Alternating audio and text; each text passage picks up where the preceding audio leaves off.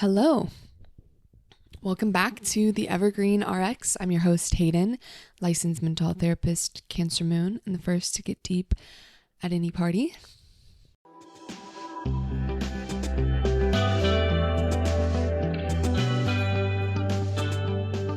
And this is the Evergreen RX. For those of you that are new here, welcome. Hello.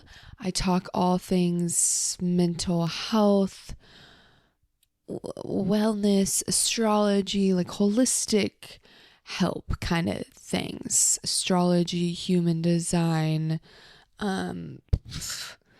Ayurveda, tarot,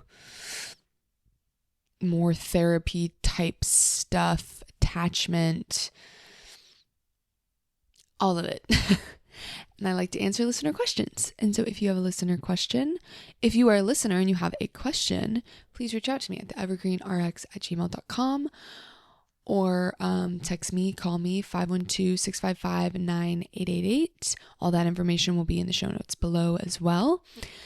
But as a refresher for those of you that listen, and then for newbies, I'd like to reconnect us to what the intention and the goal of these episodes are, and when I'm answering these questions, the approach that I'm coming from, which is that it's a place to try things out and try things on, to learn together, to figure things out together, and to create our own prescription for living well. That's my thing.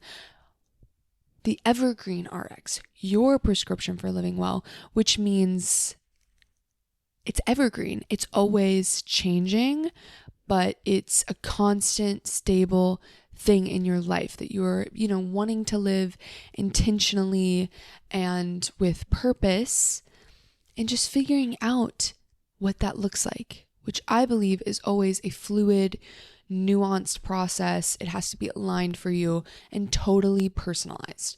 No one has the answer for you. No one knows exactly how you should live your life. This is just a way to lay out like the tools and the toolbox and the options and the information and the ideas so that you can pick and choose from them. And like a great, sorceress in a witchy apothecary. I hate that word witchy though. But like an awesome, what are they called? An apothecarist? There's a word that I'm like it's so right there and I can't think of it. But you are the doctor behind the apothecary counter, and you're pulling the mugwort and the calendula and the rosemary and lavender and sea salt and whatever off the shelves, and you're putting them into a little mortar and pestle and mixing them together and making a compound all for you. That's how I visualize it.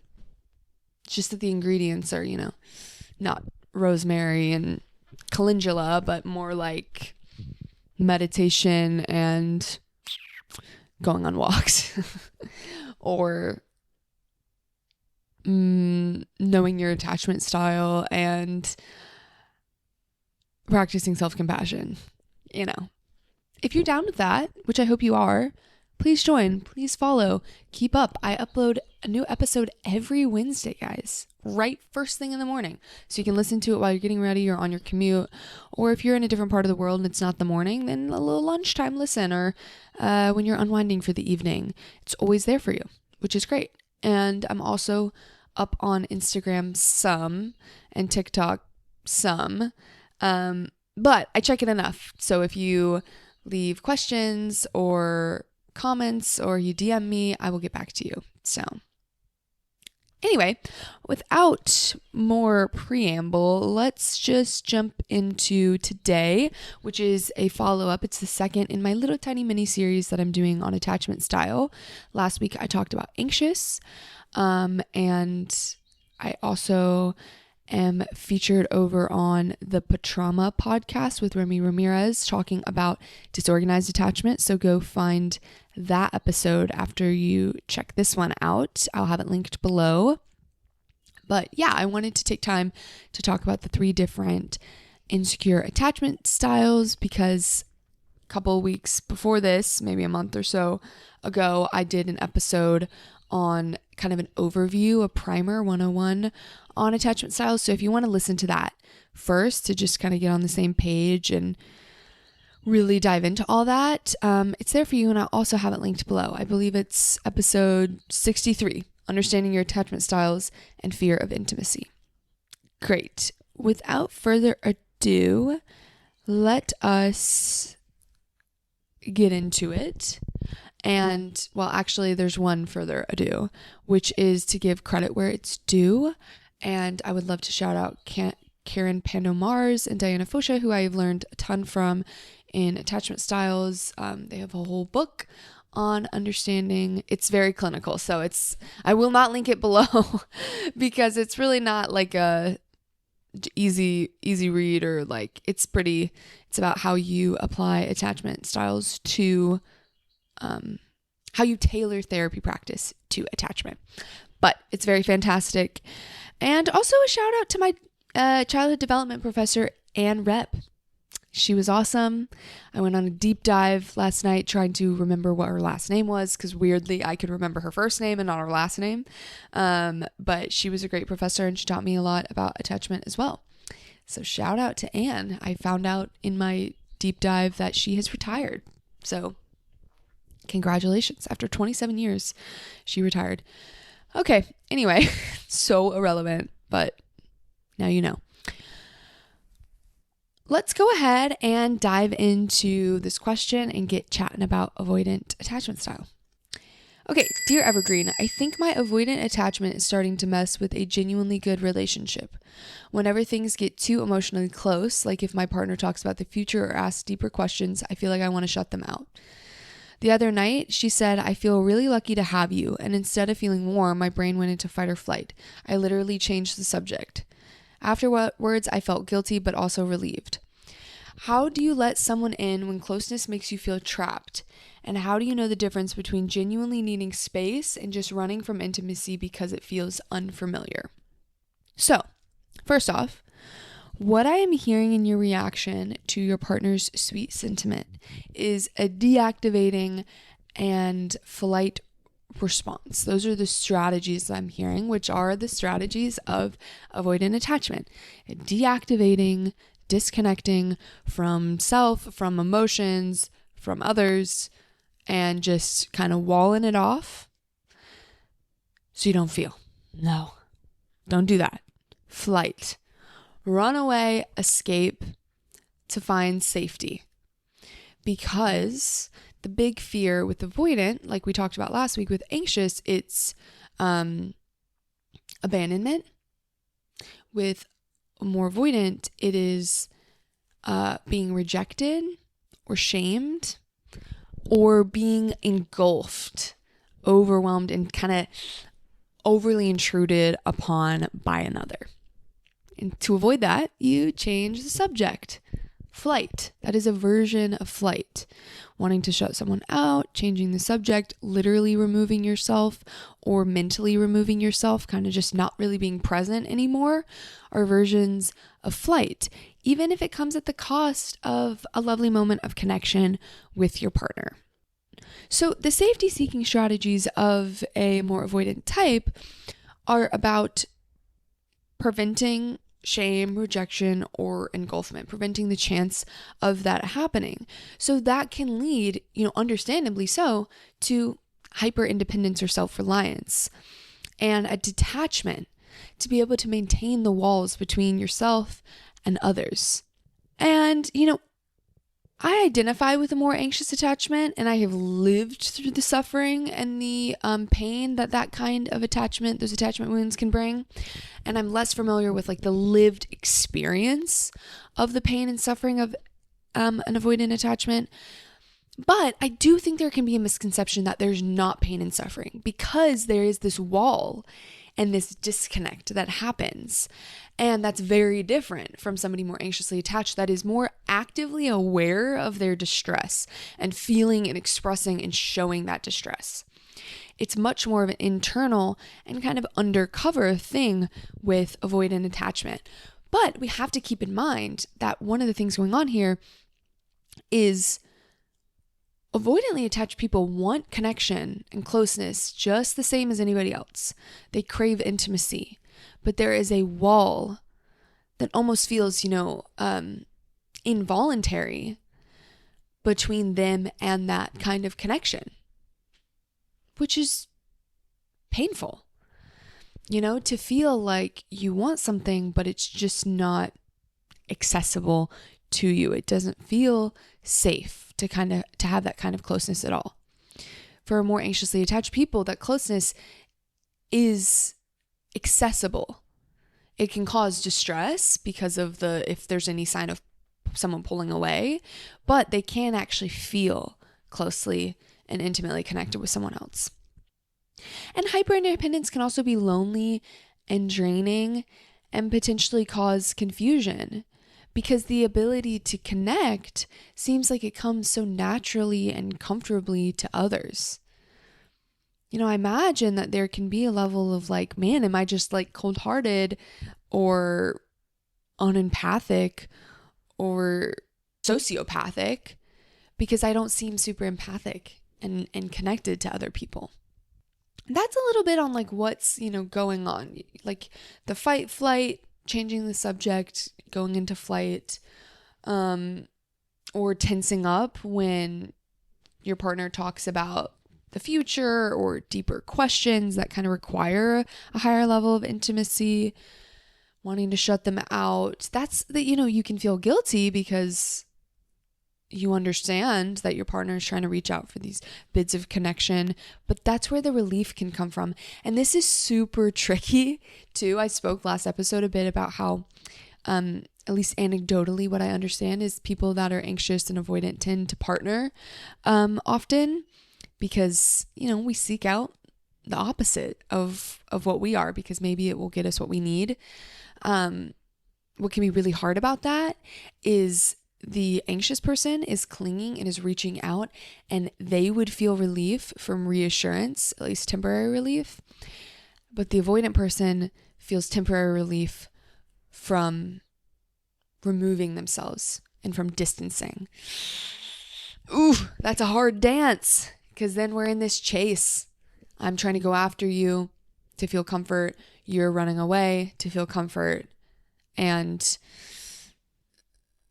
it can be a really tough position to be in and doesn't lead to either person really getting what they want or feeling the real genuine closeness and connection that we're all craving. How do you let someone in when closeness makes you feel trapped? This is tough. This is a little bit tougher for me to answer in a succinct way because I think that process of being okay with closeness it's an inside job first. It goes from the inside out. So, developing your own somatic connection. And when I say somatic, it just basically means body. Developing your own connection to your body, to your internal sensations and feelings. And to be able to accept and allow for vulnerability and needs, your own, and then extending that to others. So it's a process because when our partner shows some kind of vulnerability or expresses a need or feeling, if we don't have a comfort in ourselves, that's going to be reflected in how we react to someone else. Kind of that like disgust response sometimes, drawing away, because that's what we do to ourselves. From this more avoidant lens, what can happen is like somebody more avoidant draws away from their own emotional reactions. And it might not even be a conscious process. I mean, this can be so ingrained that we're not even aware that there is an emotion that we're drawing away from. There's just a total disconnect from it, and strategies to keep that in place too. Like that disgust response, if we can draw away from it, then we can maintain our safety. And so we react to others in that way as well. And so really starting from the inside out and kind of upping the ante emotionally, for emotionally charged experiences, to be able to actually access feelings and process them in the presence of another person or by yourself, but we have to kind of up the charge a bit when there has been a history of avoidance and disconnection. It's the subtle signs and subtle information that we're getting from our feelings is going to be, unheard and largely unknown, disconnected from our awareness. And then the difference between needing space, genuine space, or just running from intimacy. Here's my keyword there. Run. If you're running from something, if it feels like running or a necessary escape, that might be something to look at or question. And what would happen if you stayed? What are you afraid would happen if you stayed? I think that's a good way to tune into, is this just like I need space? Because we all need space, and that's a healthy thing to have, is some independence and like time on your own. But is it like, if I don't get this time, like something bad is going to happen, or I'm confronted with uncomfortable feelings inside of myself? Like, that's a good way to distinguish between just that healthy need for space and a more avoidant attachment need to push away from someone or some level of closeness. And does it feel like you could hold out for a little longer, even just a little bit? And in a second, I'll talk more about, how we kind of change and work with more avoidant attachment. But one of those things is just staying a little bit longer, even just 1% more than normal, to help develop that capacity to stay when you want to run, to see that nothing bad really happens. And something I would like to note is that sometimes the desire to escape can be disguised by fantasy or imagining how much better your life would be with someone else or in a different situation, how you wouldn't have to deal with discomfort if it wasn't for this other person in your life. So to examine that too, and I don't hear this talked about as much, but I think that like grass is greener, imagining like yourself with somebody you don't really know, like, if you have some coworker that you kind of start finding yourself fantasizing about and thinking like, I think I would be so much happier in this relationship than the current relationship that I'm in.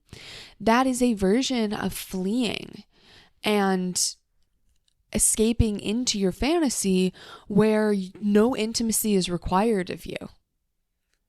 Of course, that's going to feel safer or better. Because right now, if you're in a partnership where someone is saying, hey, let's talk about the future, or I love you, I'm so lucky to have you, and it's just feeling like too much and you're afraid, oh my God, I'm going to be engulfed by this other person. Fleeing to your imagination where you have total control and most likely are imagining a person that doesn't require anything of you, doesn't make things uncomfortable, doesn't have their own needs, doesn't yearn for closeness. Start to see, are you really imagining someone that doesn't have needs and doesn't really push into your boundaries at all? That's a form of escape and idealizing a relationship that doesn't really exist. And also would just, if it did, it would just be playing into these avoidant tendencies and not actually helping bring you into a more secure relationship and connection, which is honestly, at the end of the day, what we're all yearning for. Some ways to deal with this: small disclosures, small baby steps. Can you say, hey, I like really appreciate what you said, and I'm also feeling the desire to pull away. Something about it feels unsafe to me. Can you stay 1% more present? Take a breath. When your partner says something really lovely and kind to you, can you take a breath and see if you can just let it land a little bit more? And notice, is it okay? Am I okay? Do I still have, like myself? Am I not completely overtaken by this other person? If I share something, will they respond in a kind way, not shaming or shutting me down in response to my emotions? And also recognizing your desire to connect and your behaviors. Do they align or not? Can you feel that desire to connect, but are you behaving in a way that is not allowing for that? And what could you do? Could you try a different behavior or a different approach that would be more in alignment with that desire? So lastly, remembering you won't be engulfed. You are an adult, you can set boundaries, and the connection you desire lays on the other side of your fears. People you trust will disappoint you or hurt you at times, or they may react poorly to your emotions, and it might bring up some of that shame or that sense of rejection. But you can survive it, you can repair it, and if there are really people that you trust and love, most likely they are willing to do that repair with you. And to understand, oh my God, I had no clue I hurt you right then. Most likely, the things that you are really fearing that will happen if you let those walls down and let yourself be seen, and also let yourself receive other people and the way they're trying to reach out to you, it will feel really good, and the things that you fear will happen most likely won't happen. And I'm not saying that they 100% won't. Obviously, these things can happen, but you can survive it. You can handle it. You're an adult now, so you can make decisions based off of the information you get as you take these small steps and you try things out. That's it. That's what I got. There we are. Avoidant, anxious, disorganized. There's resources out there for you now in the Evergreen RX sphere, and over on the Patrauma Party podcast that I'll have linked below. I hope you found this helpful. Remember, follow-up questions are so welcome. Shoot me an email, shoot me a text, find me on social media. All that information is in the show notes below. I would love to hear from you, and I hope this was helpful for you. Please send it to a friend if you think that they could benefit from anything that I shared today, and I'll catch you guys next Wednesday.